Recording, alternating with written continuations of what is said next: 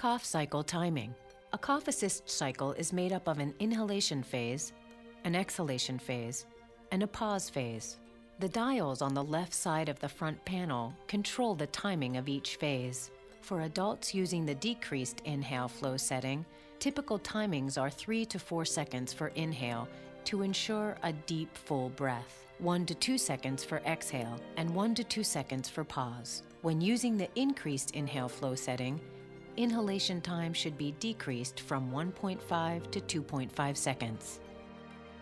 For small children using the decreased inhale flow setting, typical timings are 1 to 2 seconds for inhale, 1 second or less for exhale, and 1 to 2 seconds for pause. When using the increased inhale flow setting, inhalation time should be decreased from 0.5 to 1.5 seconds.